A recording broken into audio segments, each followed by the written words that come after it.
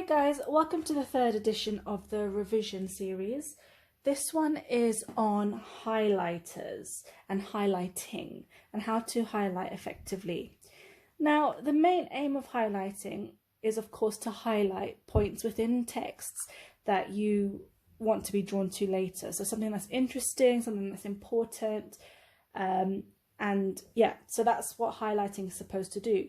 But whenever I ask students to highlight, I often find that this is what they do. So as you can see, pretty much everything is highlighted here. There's no need to highlight like this at all, and this defeats the whole purpose of highlighting, in my opinion. So today, hopefully I'm going to show you some tips on what to do when highlighting, and hopefully avoid this kind of thing here. Okay, so first of all, tip number one, obviously, is never to highlight whole paragraphs or chunks of writing. It's not really effective. I mean, from here, I can't pick out anything really. Okay, so that's a no-no.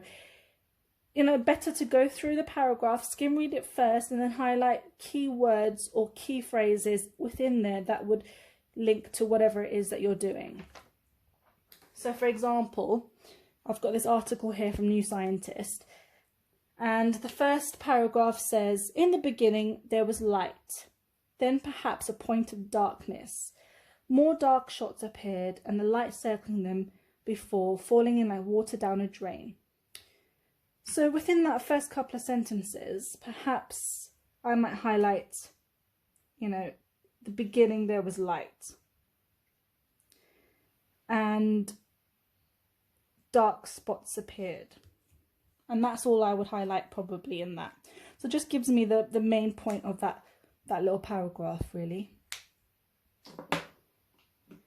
Tip number two is, if you have a chunk of text, especially from an English literature point of view, if you've got different themes in there that you want to highlight, you can choose different colours to represent different themes. For example, green could represent jealousy. Red and pinks could represent love. Yellow, maybe cowardice.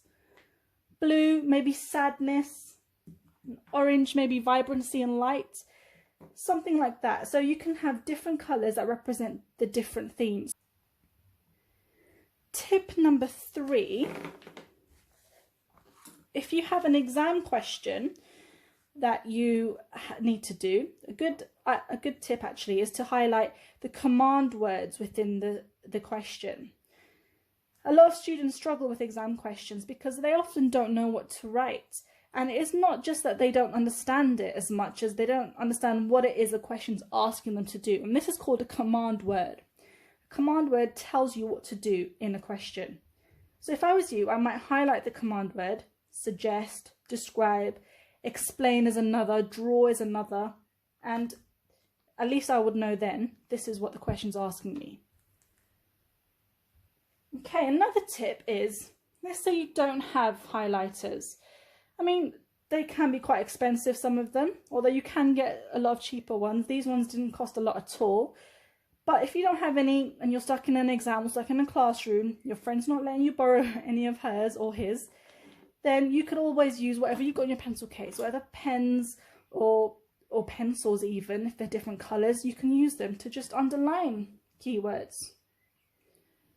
Yep, so as long as you're not blocking the word out, you can use that as a highlighter, so it saves yourself a bit of money as well. So yeah, those are a few tips of mine. I hope you enjoyed that. Thanks for watching.